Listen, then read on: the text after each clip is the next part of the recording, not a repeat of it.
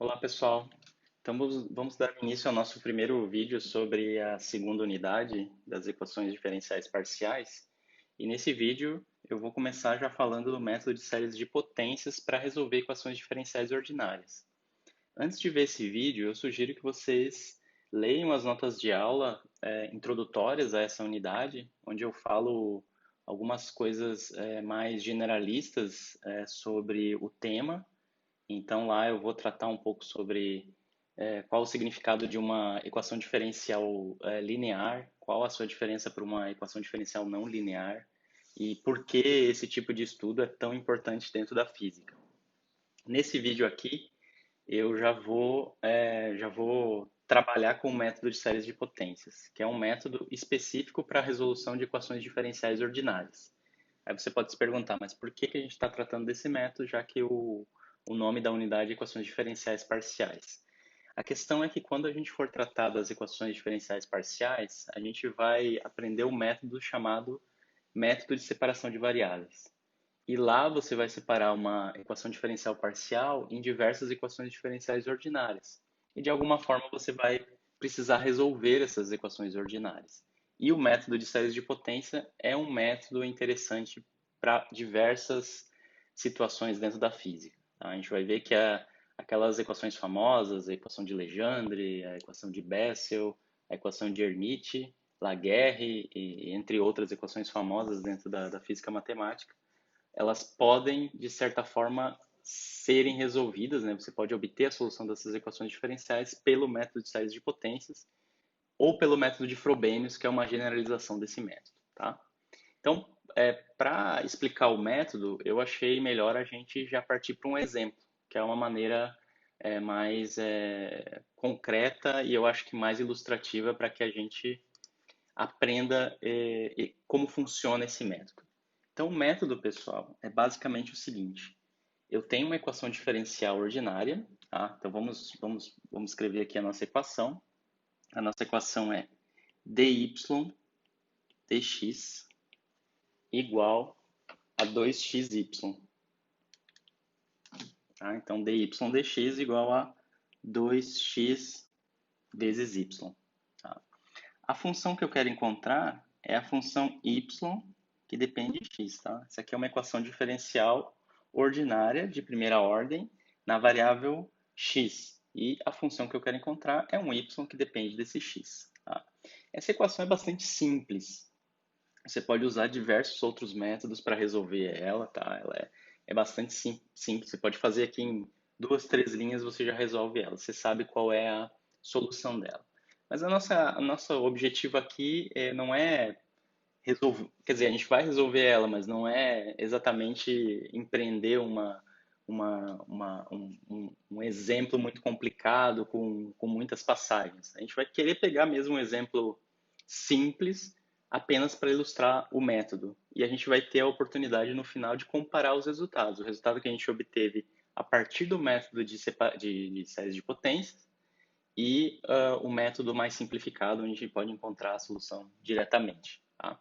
Então, essa é a minha equação diferencial ordinária. O método de séries de potência se baseia no seguinte: eu vou supor que a minha solução, o meu y de x, tá? Ele pode ser escrito como uma combinação linear de potências de x. Tá? É como se eu estivesse fazendo uma. Pensem num vetor em três dimensões. Um vetor em três dimensões, eu sempre posso escrever ele como combinação linear dos vetores da base. Então, essa base de potências em x, aqui no caso das funções, ela faria o papel de uma base de vetores. Então, no fundo, o que eu estou fazendo aqui é expandindo a minha função numa base de potências de x. Tá? Então, como é que fica isso? Vamos colocar assim. Então, supondo, tá? Eu não sei se vai ter, quer dizer, esse exemplo vai dar certo, né? Mas a princípio eu não sei se a minha equação diferencial ela tem solução em termos de séries de potência, né? Eu tenho que verificar isso. Mas nesse caso a gente vai supor que o meu y de x ele pode ser escrito da seguinte maneira: ele vai ser 1 a 0, que é um número, tá? Eu já vou falar dele, são os coeficientes da série. Então 1 a 0, que ele seria o termo de ordem zero em x, né? Como se eu tivesse um x elevado a zero aqui. Então, é o A0x0 mais um A1x, tá? Que é o termo de primeira ordem. Então, A1 é o coeficiente da potência x, mais A2 x ao quadrado. Então, A2 é o coeficiente da potência x ao quadrado, mais um A3x3, mais, aí 3 pontinhos, até n, até x elevado a n, mais, porque eu posso somar até o infinito. Tá? Isso aqui pode ser uma série que vai de zero até o infinito.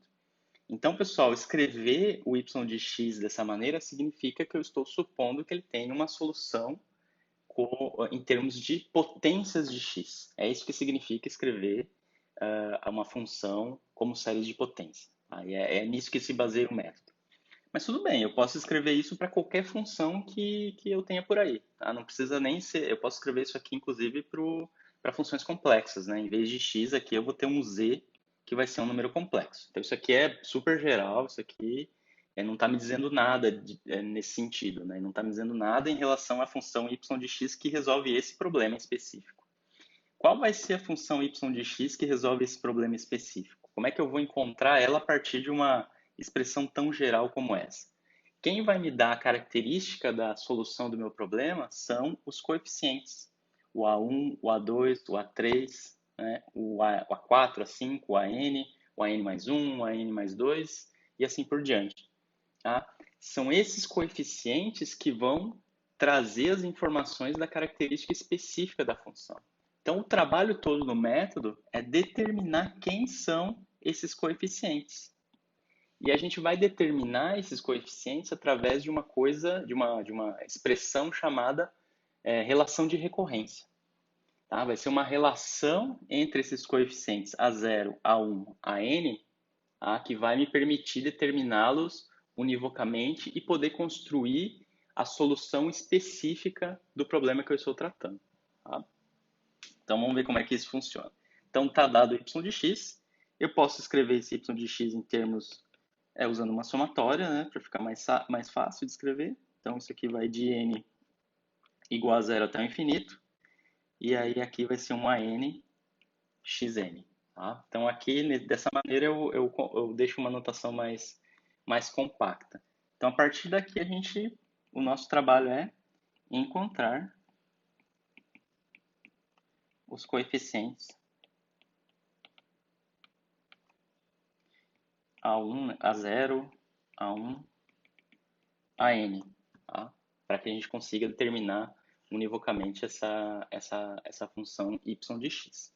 Muito bem, esse é o y de x. Mas vejam, a minha equação é uma equação diferencial e ela envolve a primeira derivada de y. Então, além de y de x, eu tenho que calcular quem é o y' de x, a primeira derivada de y em relação a x. Isso é fácil, pessoal, é só derivar essa expressão aqui em termos de séries de potência, em termos de potências de x, tá? Então, o y', né, vou usar essa notação linha, que é a mesma coisa que dy dx, tá? Isso aqui vai ser igual a soma. Agora não vai ser mais n igual a zero, né, pessoal? Porque eu estou derivando, né? Estou derivando uma vez, então vai começar em n igual a 1 até o infinito, de n a n x n menos 1, tá? Então, eu derivei esse termo aqui, derivado em x. Caiu n menos 1 aqui em cima, então fica x elevado a n menos 1.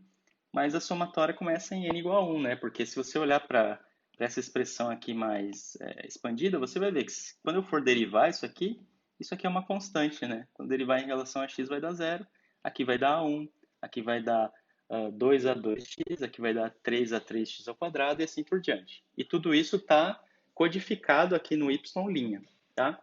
Então, a partir dessa minha expressão em termos de séries de potência, eu tenho a expressão para a função y de x e também tenho a expressão para a sua derivada.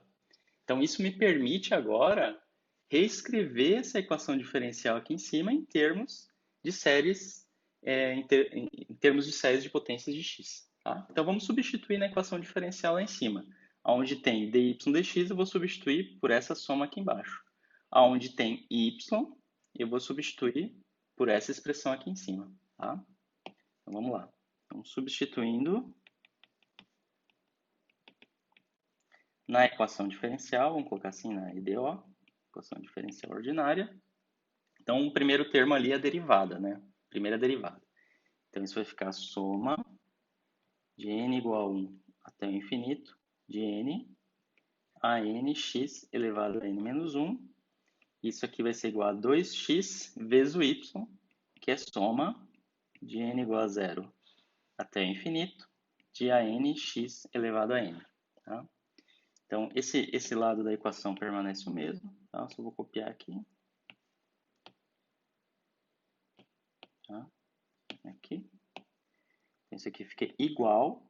Aí agora, desse lado, pessoal, eu posso pegar esse x e juntar com esse x elevado a n. Então, esse aqui vai ficar 2 soma de n igual a 0 até infinito de a n xn mais 1. Tá? Então, essa aqui é a minha equação diferencial, tá? Escrita em termos de potências de x. Tá? Então, essa é a equação que vai me definir qual é a relação de recorrência entre os A's para eu poder determiná-los. Tá?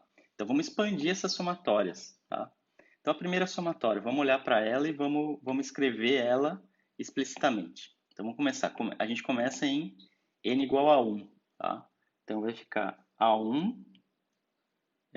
Quando n for 1, então, vai ter A1. Aí o x elevado a 1 menos 1, x elevado a 0. Então, é 1. Mais n igual a 2 vai dar 2A2x. N igual a 3 vai dar mais 3A3x ao quadrado, mais 4A4x ao cubo, e assim por diante. Tá? Essa soma é igual, agora vamos escrever o outro lado da equação. Né? Vamos escrever agora, vamos expandir essa soma aqui. Então, isso é igual a 2, aí n igual a 0, vai dar 2A0, x mais 2A1, x ao quadrado, mais 2A2, x ao cubo, mais 2A3, x à quarta, né? Mais, sei lá, 2A4, x à quinta. Tá? Você pode continuar fazendo essa soma. Mas esses termos já são suficientes para a gente obter as nossas relações. Tá? Então, pessoal, essa relação funciona assim, né? Isso é uma equação. Né? Então, ela está me dizendo que essa soma deste lado, do lado esquerdo da equação, tem que ser igual à soma do lado direito da equação. Para que isso seja verdade, pessoal, cada coeficiente de cada potência de x tem que ser satisfeito, né? Eles têm que ser iguais. Então, por exemplo, vamos olhar aqui para o A1. O A1 é a potência x elevado a zero, né? Seria a potência, é o termo zero da minha expansão. Então, é como se eu tivesse um x, né? Na verdade, eu posso escrever aqui um x elevado a zero, né? Tá? Então, eu tenho A1 vezes x elevado a zero. Então, agora eu comparo com os termos do outro lado da minha igualdade. Tem algum termo aqui, x elevado a zero? Não tem, né? Então, para que isso seja verdade, né, vamos colocar assim, a potência x0. Tá? Então, de um lado eu tenho A1, tá? Então eu posso escrever assim, A1 igual, vamos ver o que eu tenho do outro lado agora em termos de x elevado a zero. Eu não tenho nada. Então, significa que isso aqui é igual a zero. Tá? Então, já encontrei aqui, vamos ver o meu primeiro resultado, A1 igual a zero. Agora, vamos olhar para a potência x elevado a 1, né? A potência x. Tá? Vamos olhar aqui desse lado da equação. Primeiro, o lado esquerdo da equação. Aqui eu tenho 2A2. Então, eu escrevo aqui, 2A2. Isso tem que ser igual à potência correspondente do lado direito da equação. Tá? Vamos ver aqui. Ó. Aqui eu tenho 2A0x. Tá? Então, isso aqui é igual a 2A0. Tá? Se eu simplificar, eu tenho que A2 é igual a zero. Então aqui eu já estou extraindo os resultados. Eu já sei que A1 é zero e eu já sei que A2, perdão, A1 é igual a zero e A2 é igual a zero. Tá? Agora eu faço a mesma construção para as outras potências. Vamos olhar para a potência x ao quadrado. Tá? Potência x ao quadrado. O que eu tenho? Eu tenho 3A3. Tá? Então, 3A3 igual ao lado direito, né? Vamos ver o que tem x ao quadrado do outro lado. Tem aqui, ó, 2A1. Então, igual a 2A1. Mas percebam, o A1 por essa primeira equação é zero. Então, aqui ele também tem que ser zero. Então, isso aqui implica que o A3 é igual a zero também. Aqui já dá para perceber um padrão, pessoal. Os termos com n ímpar, por exemplo, A1 e A3, eles estão dando zero. E os termos com n's pares, né, n igual a 2 e n igual a 0, eles estão dando diferente de zero. Tá? Isso a gente vai ver que é verdade mesmo. Todos os termos com n's ímpares, eles vão ser zero, e os n's pares vão ser diferentes de zero. Tá? Vamos escrever mais uma aqui. Potência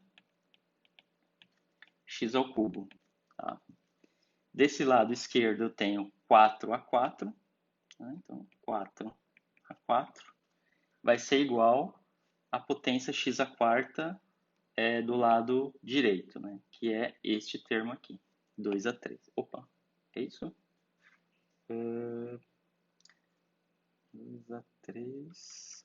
Não, perdão, estou olhando o x a 4. É o 2A2, né? É esse aqui. Então, este termo aqui, 4A4, é igual o 2A2. Tá? 2A2. Que implica que A4 vai ser igual a 1 meio de A2. Mas A2 é igual a zero, né? Então, isso aqui é 1 meio de A0. Tá? Então, aí você pode fazer para as outras potências também, mas essas quatro aqui já são suficientes para a gente inferir qual é a nossa relação de recorrência. Tá?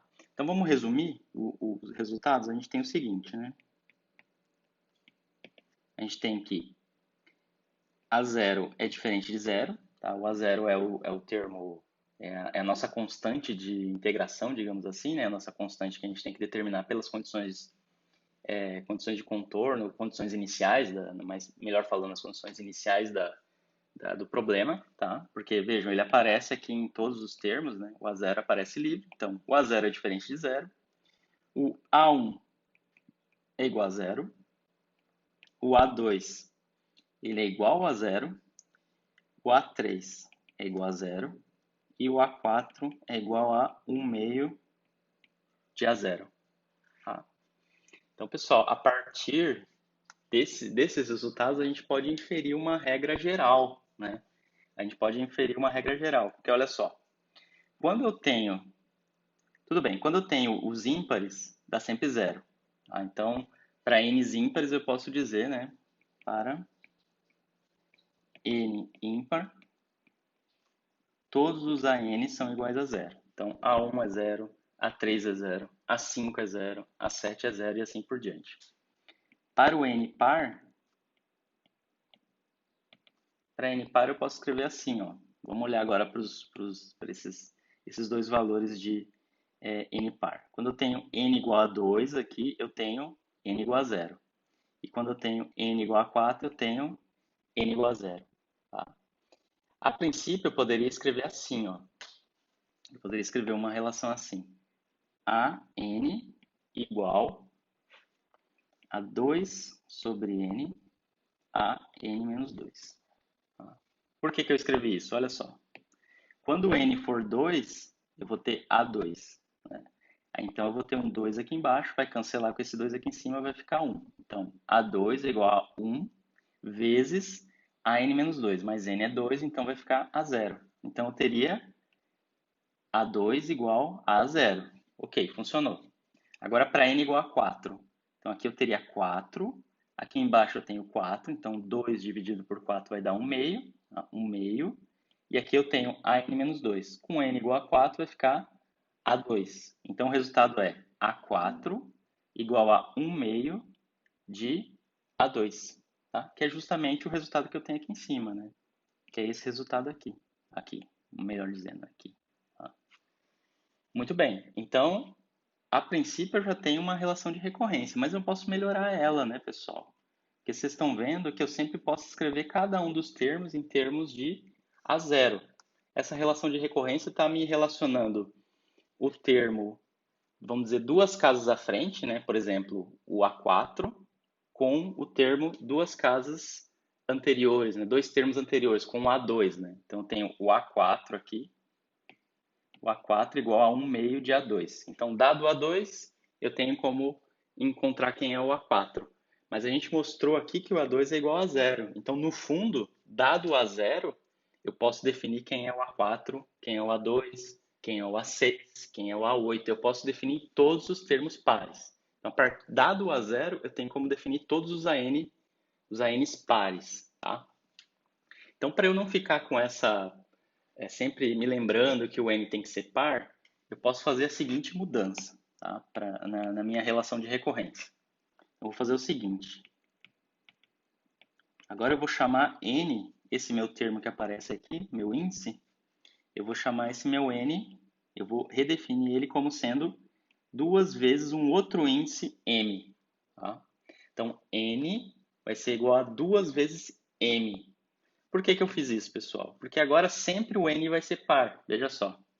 Se eu escolher m como zero, n vai dar zero. Se eu escolher m igual a 1, que é ímpar, o nzinho aqui vai ser 2, que é par. Se eu escolher o m como 3, o nzinho aqui vai dar 6, que é outro número par. Se eu escolher mzinho igual a 2, o n vai ser 4. Então, esse m agora, ele pode ser qualquer número, ele pode ser qualquer número positivo. Tá? Enfim, ele pode ser 0, 1, 2, 3, 4, 5, sem eu me preocupar se ele é par ou ímpar, porque o valor de n sempre vai ser par, já que eu escrevi ele como duas vezes n. Tá? Então é por isso que eu vou fazer essa mudança. Então, dessa forma, como é que fica a minha relação de recorrência? Então, agora, onde tinha n, eu vou colocar 2m, tá? Então, eu vou ficar com a 2m igual a 2 dividido por 2m a 2m menos 2. Só fiz uma substituição simples. E aqui, cancelando esse 2, vai ficar 1 sobre m a 2m menos 2. Tá? Vou só escrever aqui embaixo. A 2m é igual a 1 sobre m a 2m menos 2. Então, vamos ver se isso funciona, né? Vamos lá, se m for igual a 1, tá? Se m for igual a 1, opa, aqui. Se m for igual a 1, o que acontece? Eu vou ter A2 igual a 1, né? 1 sobre 1 dá 1. E aqui m igual a 1, né? Então, isso aqui vai ficar 2 menos 2 vai dar 0. Então, eu tenho A2 igual a 0. Tá? Que é o que eu quero mesmo. Eu quero ter isso aqui, A2 igual a 0. Agora, se m for igual a 2, eu vou ter A4 igual a 1 sobre 2, né? 1 meio, vezes a 0. Tá? Não, perdão, A2, né? Então, vai ficar A4 sobre 1 meio, igual a 1 meio vezes A2. Tá? Mas o A2 é igual a 0, e aí eu vou ter a relação que eu quero. Tá? Mas estão vendo, né? Se eu tenho A4 aqui, eu vou ter 1 meio vezes A2, que é essa relação aqui em cima. Ó. Tá? Que é essa relação aqui em cima. Mas eu estou perdendo ainda aquele fato de eu poder escrever sempre tudo em termos de A0. Tá? Para fazer isso, pessoal, para deixar tudo em termos de A0, deixar tudo em termos do meu termo diferente de zero, que é o meu termo livre, né? Que é algo que vai ser determinado pelas condições iniciais da EDO, eu preciso fazer mais uma mudança aqui nessa relação. O que eu vou fazer agora? Eu vou reescrever quem é este termo aqui. Ó. Eu vou reescrever usando a relação de recorrência. Tá? Quem é esse termo aqui?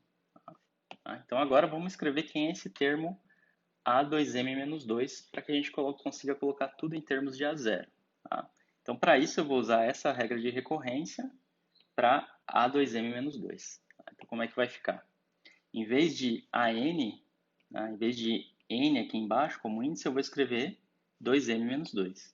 Então, eu vou ficar com A 2M menos 2 vai ser igual a 2, né, que está aqui, sobre N. Mas agora N é igual a 2M menos 2, vezes a N menos 2.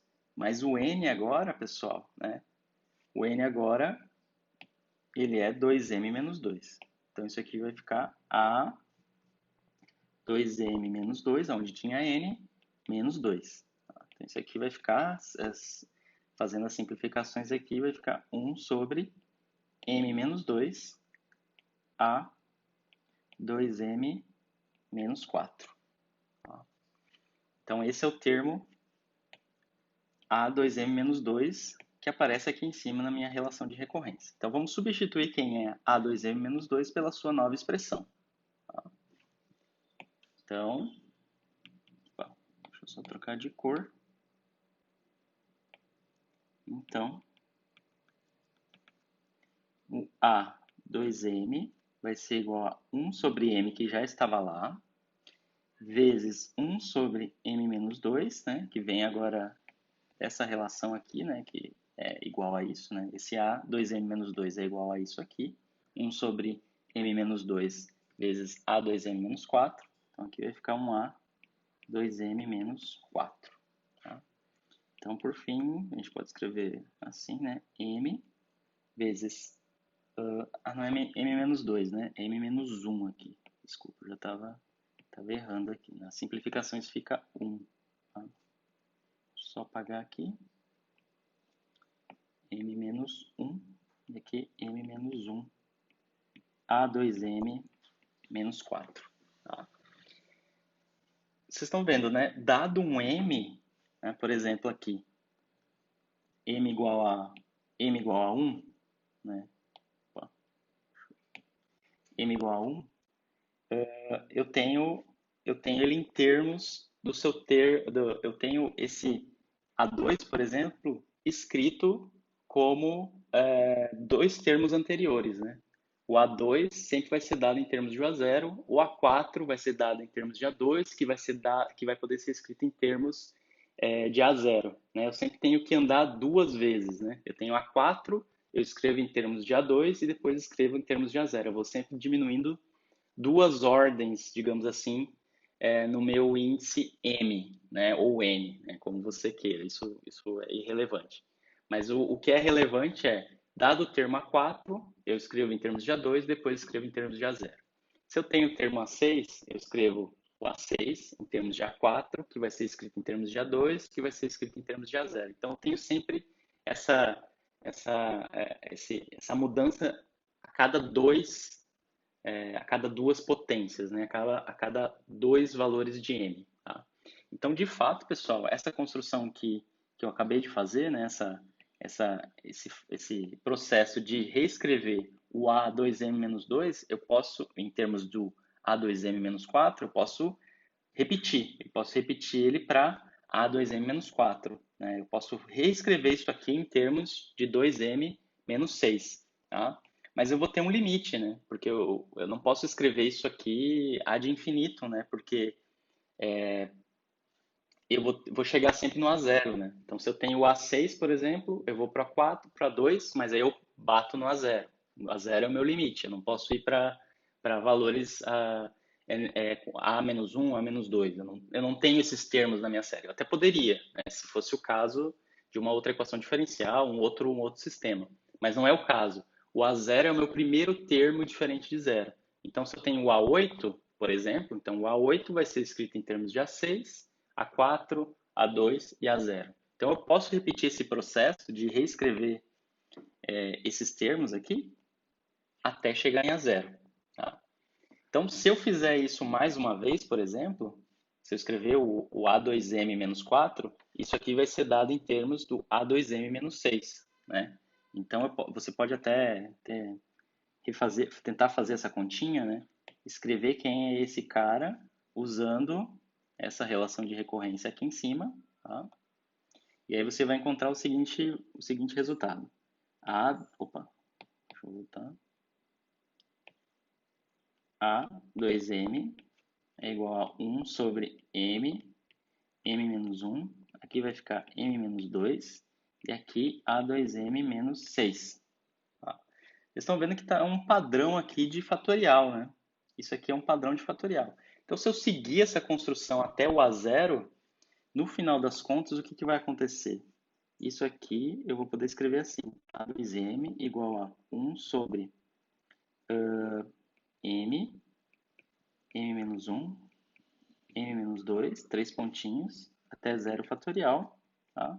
Do A0. Tá? Eu posso seguir isso, mas aí eu vou chegar no ponto mínimo aqui, que é o meu A0. Tá? Então, isso aqui no fim vai poder ser escrito assim: A2m igual a 1 sobre m fatorial, que é o que está escrito aqui em cima, tá? A zero. Tá? Essa é a relação de recorrência. Vamos ver se ela funciona, né? Tá. Vamos lá. Então, para m, vou colocar m igual a 1, eu vou ter um A2 igual a 1 sobre 1 fatorial vezes A0. Ou seja, o A2 é igual a 0. Tá? Bateu com o que a gente já tinha lá em cima. Se o m é igual a 2, então eu vou ter A4 igual a 1 sobre 2 fatorial A2. Né? Opa, perdão. A0, né? Agora já está tudo escrito em termos de A0. Então, o A4 vai ser igual a 1 meio de A0. Tá? M igual a 3. Eu vou ter A6, A6 igual a 1 sobre 3 fatorial A0. Isso implica que o A6 é igual a 1 sexto de A0. Tá? E assim por diante. Então, agora eu tenho à minha disposição todos os termos da minha série, todos os coeficientes da minha série. Tá? Então, agora vamos voltar para a nossa equação diferencial, já que eu tenho a minha relação de recorrência. Tá? Essa aqui é a relação de recorrência. E montar a função y de x a partir desses coeficientes. Esses coeficientes, pessoal, dados por essa relação de recorrência, eles só são dados desse jeito porque eu estou tratando de uma equação diferencial específica. Para outras equações diferenciais, mais complicadas, mais simples, não sei, essa relação de recorrência ela vai modificar. Tá? Ela pode ser mais simples ou mais complicada que essa. Então, agora vamos voltar lá para a minha equação diferencial, para a minha função. Né? Então, voltando à solução. O que eu tinha lá anteriormente? Eu tinha que y de x era uma soma desde n igual a zero até o infinito de an x elevado a n. Tá? Mas vejam, eu fiz uma mudança no n, né? Para eu manter só os meus n's ímpares, eu chamei esse n de 2m. Tá? Então, nesse caso, o meu y de x é igual a soma, tá? Vai continuar aqui sendo m igual a zero até o infinito, vai ser uma soma desde zero, de A2m x elevado a 2m. Tá? Mas agora, pessoal, eu sei quanto vale esse cara aqui. O A2m está dado pela minha relação de recorrência. Tá? Vou até recortar aqui e colocar lá embaixo para ficar mais fácil. Vamos colar aqui. Tá? Então aqui eu sei que o meu A2m ele está dado pela relação de recorrência. Então vamos substituir. Então esse y de x vai ser igual a 1 sobre m fatorial vezes a zero. Então aqui vai dar soma de m igual a zero até infinito de 1 sobre m fatorial a zero x elevado a 2m. Então essa no fim é a minha solução. Tá? Mas é uma solução formal, né? É uma solução, enfim, ok, tá dada a solução, mas aí vamos tentar escrever ela, vamos ver se a gente consegue escrever ela em termos de alguma função que a gente conheça, né? Vamos escrever primeiro, antes de fazer isso, a gente escreve ela uma maneira aberta, né? Vamos abrir essa somatória. Então vamos lá. Para m igual a zero, tá? Eu vou ter o a0. Para m igual a zero, isso aqui vai dar x elevado a zero, que é igual a 1. Aqui vai dar zero fatorial, que é 1. Então isso aqui é simplesmente a0. Mais m igual a 1, aí vai dar 1 sobre 1 fatorial, que é 1, tá? A0, x ao quadrado.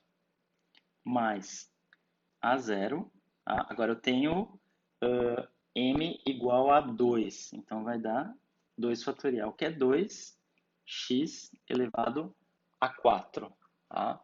Mais a0, 3 fatorial agora, né? M igual a 3, x elevado a 6 e assim por diante, tá?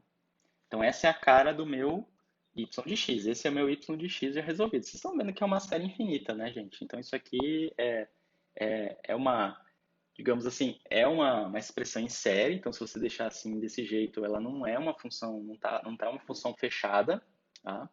Mas a gente pode identificar ela como uma função fechada, como uma expressão em série de uma função que a gente já conhece, tá? É o seguinte, vamos fazer o seguinte, ó. Vamos colocar esse a0 em evidência. Aí eu vou ficar com 1 mais x ao quadrado mais 1 meio de x à quarta mais 1 sexto de x elevado a 6.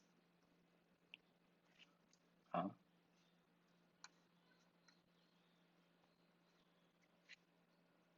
Muito bem. Essa aqui, pessoal, bom, deixa eu só apagar aqui, que isso aqui continua. Isso aqui, pessoal, é a expansão em série da função exponencial, mas não é do exponencial em x, né? Exponencial de x, é exponencial de x ao quadrado.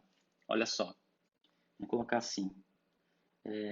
Observemos, né?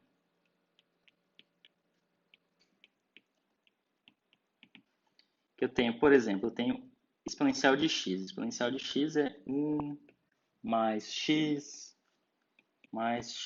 ao quadrado, 2 fatorial e assim por diante. Se eu tiver o e elevado a x ao quadrado, isso aqui vai ser 1 mais x ao quadrado mais x à quarta sobre 2 e assim por diante. Tá? Que é justamente o que eu tenho aqui entre chaves. Opa! Que eu tenho aqui entre chaves. Isso aqui, esse termo entre chaves é justamente a expressão para exponencial de x ao quadrado, tá? Então, tá? O meu y de x vai ser o a0 vezes essa série, mas essa série a gente identifica como expansão em série para exponencial de x ao quadrado. Então, é e elevado a x ao quadrado. Tá? Pessoal, essa é a solução do problema. Tá? A gente já tinha a solução do problema, ela já estava aqui, mas aqui eu tenho ela escrita como uma, uma função mais, vamos dizer, reconhecível, né? Uma função dessas que a gente tem aí desde o do cálculo 1. Tá? Então, essa a gente pode escrever como a solução do problema. Tá? Se você usasse um método mais simplificado para resolver essa equação diferencial, um método mais direto, digamos assim, você encontraria logo esse resultado. Mas como eu falei, a gente está aqui para ilustrar o método de resolução em termos de séries de potências. Tá? Então, isso é uma maneira de verificar que o método está ok. Né? Se você for voltar e resolver a equação diferencial diretamente, né, você pode... bom, isso é fácil de fazer, está nas notas de aula, você vai encontrar exatamente esse resultado. Tá?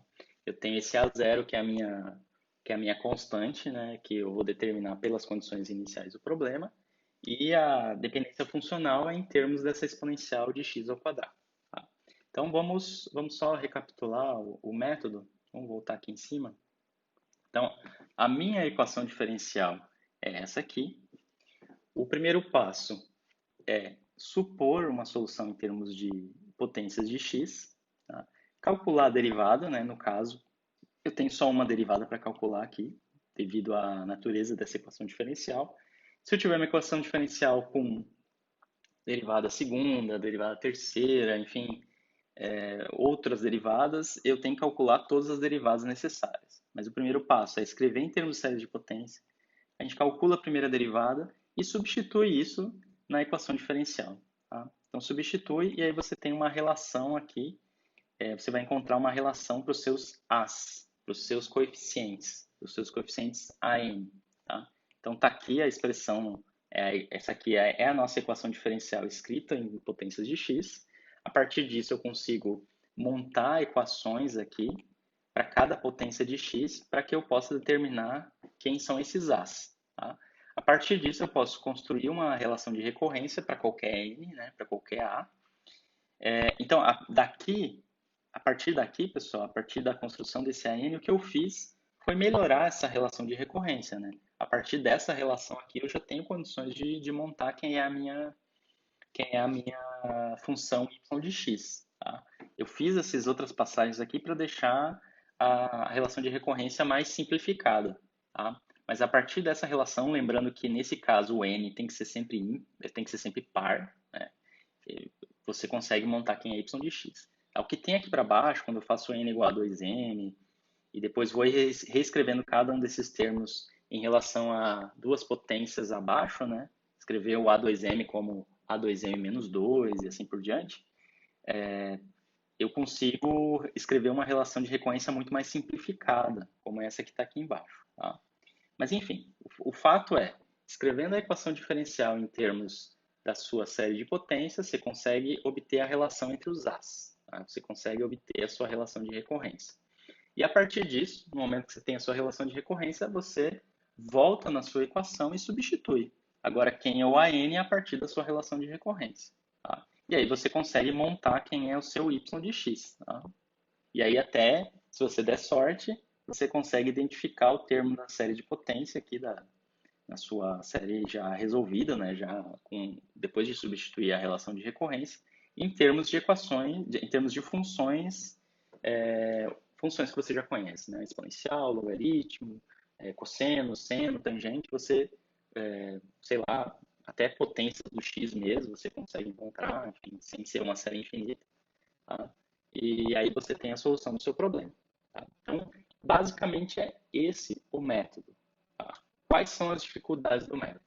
Você já deve ter notado, a grande dificuldade do método é encontrar uma relação de recorrência. Tá? Então, o método ele permite que você escreva ele é bem versátil, né? Porque ele é aplicável a diversas equações diferenciais, que muitas vezes os métodos padrão aí que a gente conhece dos outros cursos não funcionam. Tá? E aí você tem à sua disposição esse outro método em termos de potências de x, mas muitas vezes é difícil encontrar a relação de recorrência. Tá? Então, cada caso é um caso, né? Cada equação diferencial você tem que olhar para ela, supor uma relação de recorrência, uma série de potências em x, e aí verificar se é possível escrever a relação de recorrência. Tá? Então, nas notas de aula tem outros exemplos, tá? Onde você vai ter como resultado